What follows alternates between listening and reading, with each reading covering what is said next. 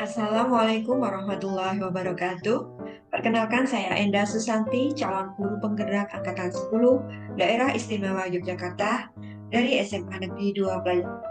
Saat ini saya akan menyampaikan kesimpulan dan refleksi pengetahuan dan pengalaman baru yang dipelajari dari pemikiran Ki Hajar Dewantara.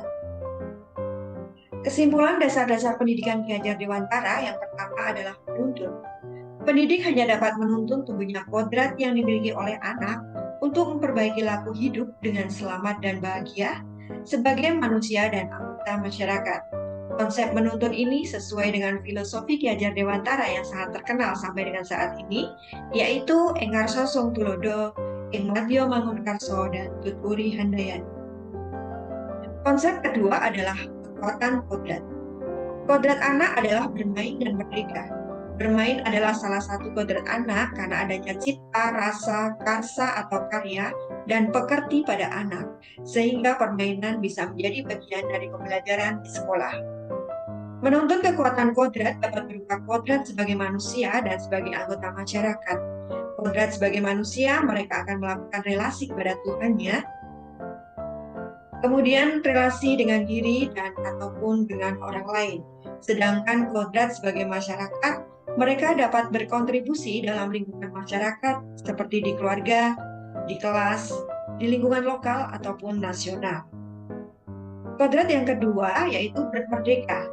Artinya manusia yang hidup merdeka secara lahir dan batin tidak tergantung kepada orang lain, akan tetapi bersandar dalam kekuatannya sendiri.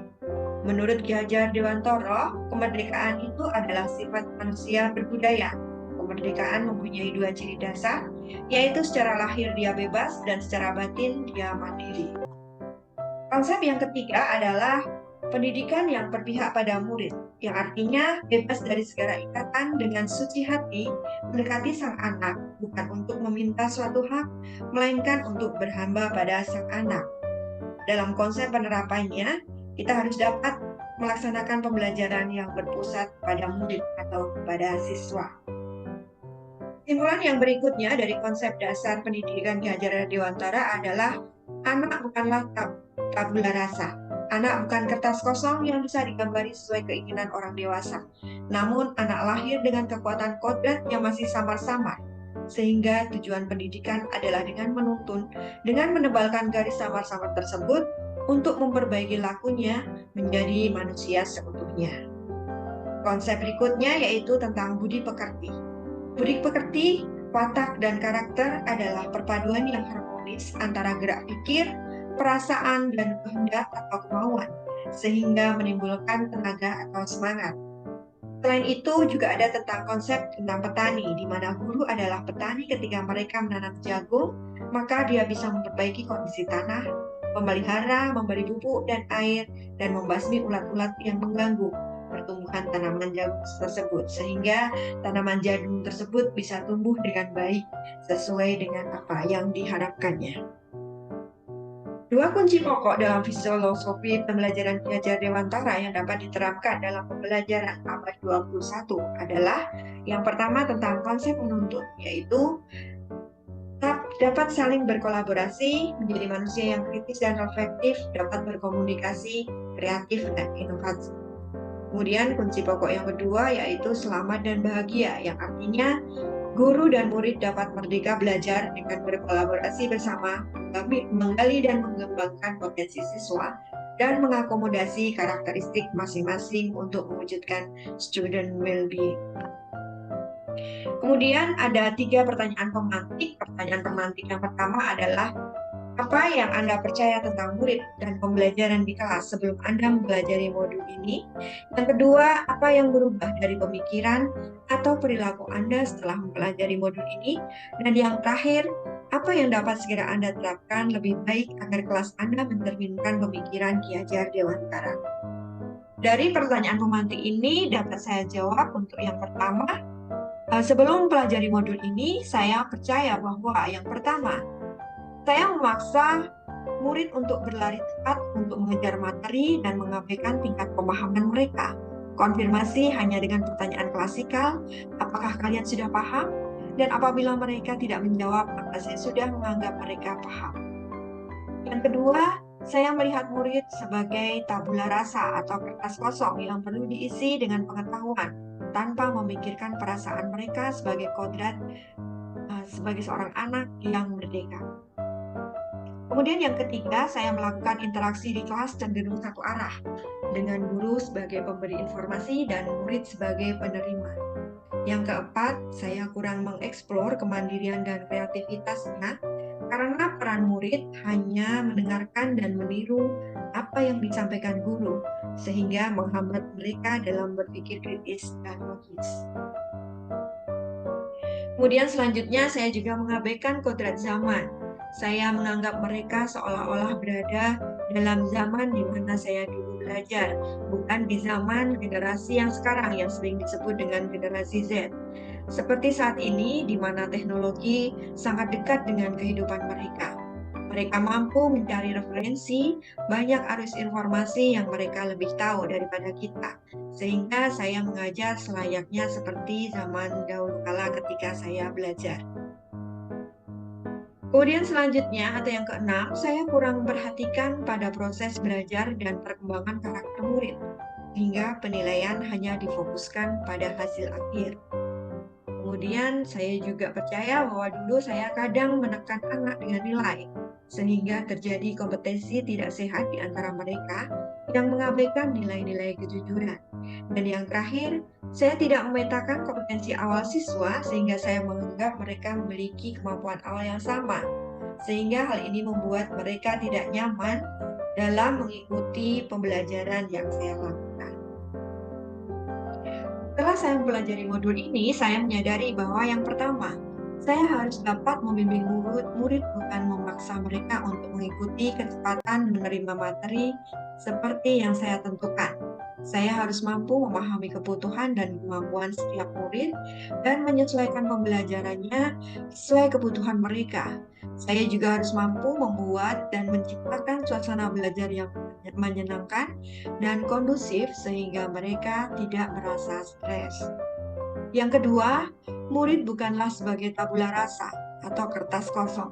Mereka lahir dengan kekuatan kodrat yang masih samar-samar, sehingga kita sebagai pendidik harus mampu menuntun dengan menebalkan garis samar-samar itu dan memperbaiki lakunya untuk menjadi manusia seutuhnya.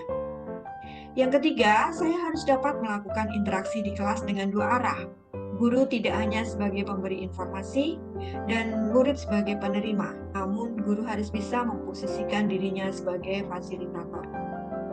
Yang keempat, saya harus mengeksplor kemandirian dan kreativitasnya karena peran murid tidak hanya mendengarkan dan meniru apa yang disampaikan guru.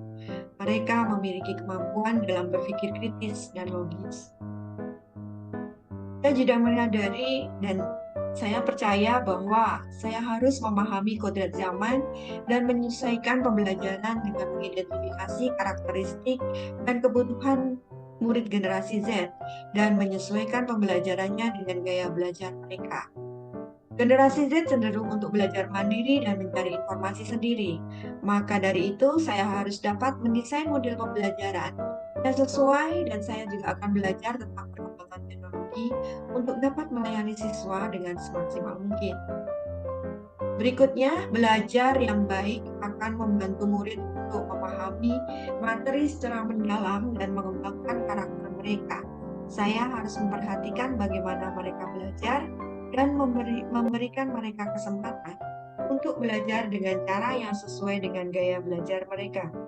Penilaian yang hanya difokuskan pada hasil akhir tidak dapat memberikan gambaran yang lengkap tentang kemampuan dan potensi murid. Yang ketujuh, menekan mereka dengan nilai dapat membuat anak stres dan cemas dan dapat menghambat proses belajarnya. Saya harus fokus pada membantu anak untuk belajar dan berkembang, bukan pada nilai mereka. Saya juga harus menciptakan lingkungan belajar yang kooperatif dan kolaboratif, di mana anak dapat saling membantu dan belajar dari satu sama lain, bukan saling menjatuhkan dan mengajarkan tentang nilai kejujuran. Dan yang terakhir, saya percaya bahwa siswa memiliki potensi dan kemampuannya sendiri-sendiri. Dengan melakukan asesmen awal, dapat membantu saya untuk memahami kebutuhan dan kemampuan setiap siswa dan menyesuaikan pembelajaran sesuai dengan kebutuhan mereka. Saya akan memperhatikan khusus kepada siswa yang belum memiliki kemampuan awal yang sama dan membantu mereka untuk mengejar ketertinggalan mereka. Kemudian hal yang dapat segera saya terapkan di kelas adalah yang pertama, tidak memperlakukan murid dengan cara yang sama. Menerapkan berbagai strategi untuk memenuhi kebutuhan belajar siswa atau sering disebut dengan teaching at the right level. Yang ini mengacu pada konsep pembelajaran berdiferensiasi di mana siswa akan mendapatkan pelayanan sesuai dengan kebutuhan belajar mereka. Yang kedua, mengoptimalisasikan asesmen formatif untuk memaksimalkan perbaikan proses pembelajaran.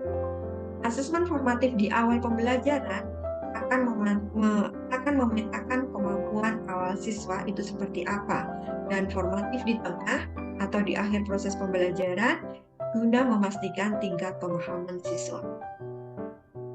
Hal yang ketiga adalah mengembangkan pembelajaran berbasis proyek untuk yang memungkinkan murid menerapkan pengetahuan mereka dalam konteks yang nyata dan belajar secara mandiri sesuai dengan kodrat zamannya. Berikutnya adalah mengembangkan budaya refleksi di mana siswa dapat merenungkan dan menganalisis pengalaman belajar untuk memahami apa yang telah dipelajari, bagaimana proses belajarnya, dan apa yang dapat dilakukan untuk meningkatkan pembelajaran di masa depan. Hasil refleksi ini juga akan digunakan sebagai perbaikan proses pembelajaran. Dan yang terakhir adalah merancang proses pembelajaran yang sesuai dengan konteks lingkungan dan sosial budaya, sehingga dapat menumbuhkan budaya senang belajar kepada anak. Baiklah Bapak Ibu, itulah tadi materi yang bisa saya paparkan. Saya ucapkan terima kasih. Renungkan apa yang telah dipelajari, pahami konsep dan hafalan semata. Temukan cara belajar yang paling efektif agar potensi diri dapat berkembang pesat. Terima kasih untuk semuanya. Salam guru penggerak. Wassalamualaikum warahmatullahi wabarakatuh.